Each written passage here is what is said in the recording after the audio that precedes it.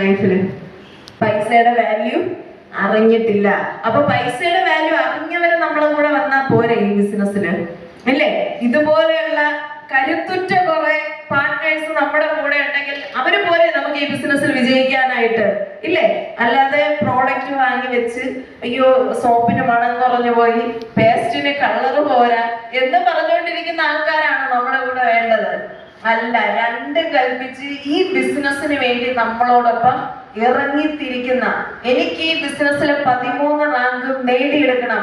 അത് എപ്പോഴാണ് നേടിയെടുക്കണമെന്ന് തോന്നുന്നതെന്ന് ചോദിച്ചു കഴിഞ്ഞാല് നമ്മുടെ ആവശ്യം എത്രത്തോളം വലുതാണോ അപ്പോഴായിരിക്കും നമ്മൾ എന്ത് ചെയ്യുന്നത്, അതിനുവേണ്ടി ഇറങ്ങിത്തിരിക്കാനായിട്ട് തയ്യാറാവുന്നത്, അല്ലെ? ഇന്നിവിടെ ഇപ്പൊ നമ്മളൊരു വീഡിയോ കണ്ടു, ഭയങ്കര എന്താ പറയാ, ഭയങ്കര ഒരു സന്തോഷം തോന്നിയില്ല അത് കണ്ടപ്പോ, ഇല്ലേ? അപ്പൊ ഈ ഒരു ബിസിനസ് ഏറ്റെടുക്കുന്ന സമയത്ത് ഇപ്പോ അർച്ചന മാമിനും നമ്മുടെ രജിൻ സാറിനും ഒരു കുഞ്ഞു മോളുണ്ട്. അപ്പൊ ശരിക്കും പറഞ്ഞു കഴിഞ്ഞാൽ വീട്ടിലാക്കിയിട്ടാണ് എന്ത് ചെയ്തിരിക്കുന്നത്, ഇനി പ്രോഗ്രാമിലേക്ക് എത്തിയിരിക്കുന്നത്. അപ്പോ അവർക്ക് വേണമെങ്കിൽ എന്ത് ചെയ്യാം, ഈ ബിസിനസ് എല്ലായിട്ടൊന്നും ചെയ്യണം, നമുക്ക് അങ്ങനെ ഇങ്ങനെയൊക്കെ ചെയ്യാം എന്ന് വേണമെങ്കിൽ എന്ത് ചെയ്യാം നോക്കാം. പക്ഷേ അച്ഛനും അമ്മയും കൂടെ ഒരു തീരുമാനം എടുത്തു. രജിൻ സാർ എപ്പോഴും പറയുന്ന ഒരു കാര്യമാണ്, എന്റെ മോളൊരു 4-മത്തെയോ 5-മത്തെയോ വയസ്സെത്തുമ്പോഴത്തേക്ക് ഈ കമ്പനിയുടെ 13 റാങ്കും എനിക്ക് എന്ത് ചെയ്യണം, എനിക്ക് ബ്രേക്ക് ചെയ്യണം വേണം. അവർക്ക് ഈ ജീവിതത്തില് എന്തൊക്കെ ചെയ്തു കൊടുക്കാൻ പറ്റുമോ അതെല്ലാം എനിക്ക് എന്ത് ചെയ്യണം, ചെയ്തു കൊടുക്കണം. ഇങ്ങനൊരു തീരുമാനം നമ്മൾ എപ്പോഴെങ്കിലും എടുത്തിട്ടുണ്ടോ? അതാണ് എൻ്റെ ഒരു ചോദ്യം. എപ്പോഴെങ്കിലും നമ്മൾ എടുത്തിട്ടുണ്ടോ?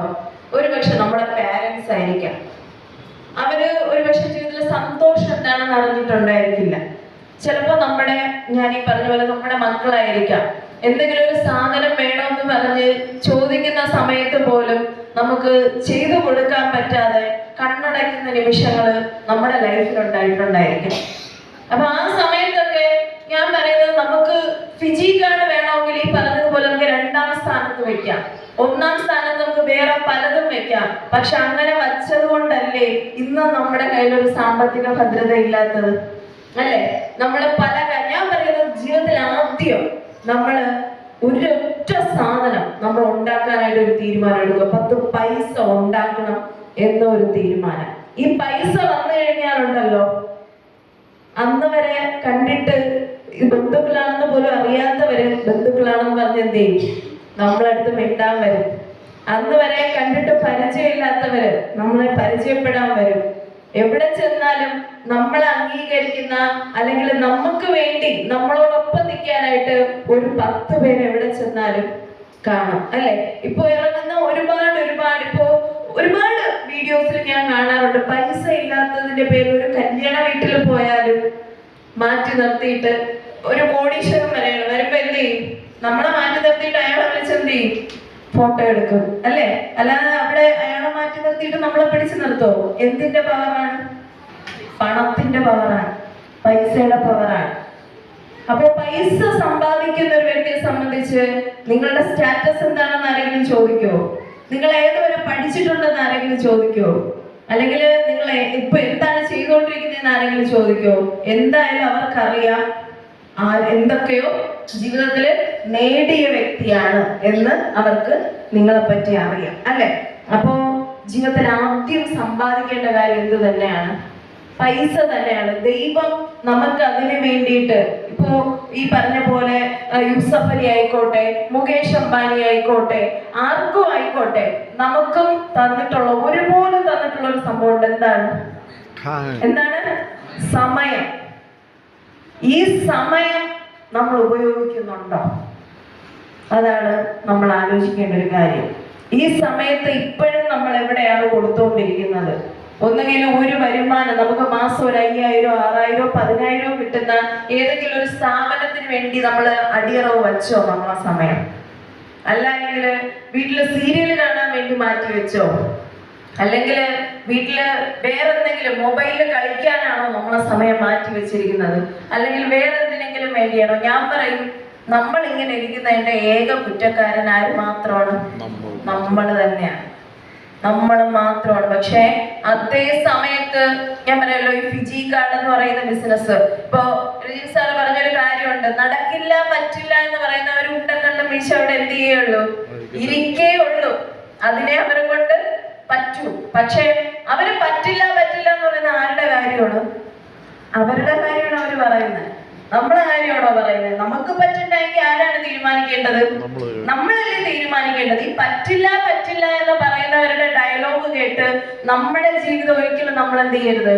നമ്മള് ആ ഒരു ഡയലോഗിന് വേണ്ടി അല്ലെങ്കിൽ അവര് പറയുന്ന കാര്യത്തിന് വേണ്ടി നമ്മൾ മാറ്റി വെക്കരുത്. നമുക്ക് പറ്റൂന്ന് തീരുമാനിച്ചാൽ പറ്റാത്ത എന്ത് കാര്യമാണുള്ളത്? എന്തെങ്കിലും ഒരു കാര്യം പറ. ഇന്ന് ബഹിരാകാശത്ത് വരെ പോയില്ലേ ആൾക്കാര്? ഇല്ലേ? നമ്മൾ സ്വപ്നത്തിൽ പോലും ചിന്തിക്കാത്ത കാര്യങ്ങള് ഇന്ന് മനുഷ്യൻ ചെയ്യുന്നില്ലേ? അത് പറ്റുമെന്ന് ഒരാൾ തീരുമാനിച്ചത് കൊണ്ടാണല്ലോ. അപ്പൊ ഇമ്പോസിബിൾ ആയിട്ട് ഒന്നും തന്നെ ഇല്ല.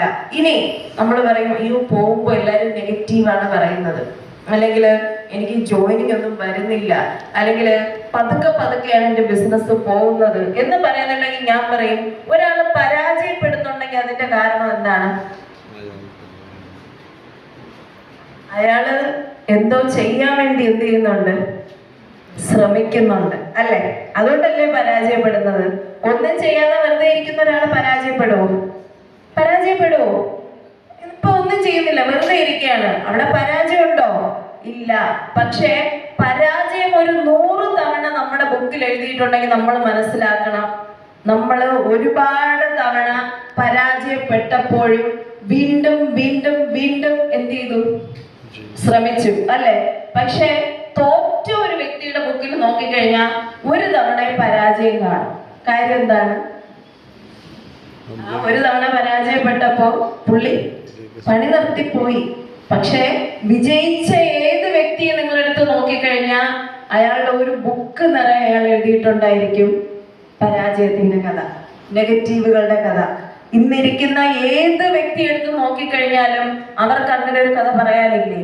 അല്ലാതെ വന്ന് ഒരു സംരംഭം തുടങ്ങി ഉടൻ വിജയിച്ചതാണോ? ഇല്ല.